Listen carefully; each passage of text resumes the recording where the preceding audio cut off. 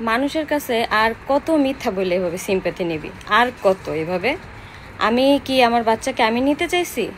হ্যাঁ, আমার আর আহাদের মধ্যে ভালোবাসা হইব না দেখে তুই আমারে জোর করে বাচ্চা না হইলি, বললি যে আরমান মানিকের মতন আমরা দুই বউ প্রেগনেন্ট থাকবো, আমাদের ভিডিও ভাইরাল হইব। আমি তখন বাচ্চা নিতে চাইছি? আমি যদি নিতেই যেতাম তোর আগেই বাচ্চা নিতাম, ঠিক আছে? আর আমার ছেলেরা এই রেখা আমি কতবার গেছি, কোথায় গেছি আমার ছেলের রেখা? আমার ছেলের রেখা যেদিন আমি আর কি আমার ফ্রেন্ডের বাসায় গেছি, মানে আমার বান্ধবীর বাসায়, ওই দিন তুই যাইতে বাধ্য করছিস আমারে। আমার হাজব্যান্ডের কাছে যাইতে দিতি না তুই। তোর জন্য আমার হাজব্যান্ড আমাকে ভালোবাসতো না।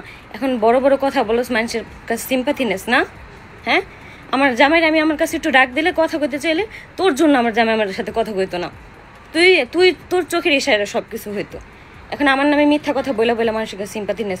কয়বার আমি কোথায় গেছি তোর মতন? কয় জায়গায় গেছি আমি? হ্যাঁ, কয় জায়গায় গেছি আমি?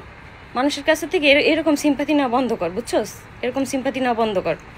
তোর জন্য আমার সংসারটা টিকে নেই, আমার বাচ্চার লাইফটা আজকে এই জায়গায় তোর জন্য, একমাত্র তোর জন্য। তুই দায়ী একজন এই জন্য আর কি।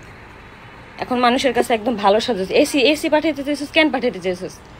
তোদের টাকা নেই, তোরা টাকার অভাবে তোদের বাসায় এসি লাগাইতে পারিস না, যার জন্য আমাদের বাসায় এসি পাঠাইতে চাইছিস, ঠিক আছে? বাচ্চা সামান্য ছেলের ভরণ পোষণের খরচ দিতে পারে না ওর বাবা, তোর এত মা একদম দরদ উতলা পড়তেছে না?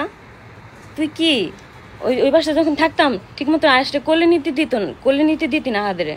হ্যাঁ, এখন একদম দরদ উতলা পড়তেছে। সবসময় আলিশারে কোলে দিয়ে বসায় রাখতি, ভিডিও করার সময় আলিশারে কোলে দিয়ে রাখতি, কোথাও গেলে আলিশারে নিয়ে যেতাম। এখন একেবারে দরদ উতলা পড়তেছে না? এইভাবে সিম্পাথি না বন্ধ কর। নাটক বন্ধ করে ভালো মতন ভিডিও বানিয়ে আপলোড দিয়ে মানুষ দেখবো, ভালোও কইব। মানুষের পিছনে এবার আঙ্গুল দিয়ে বসে থাকিস না।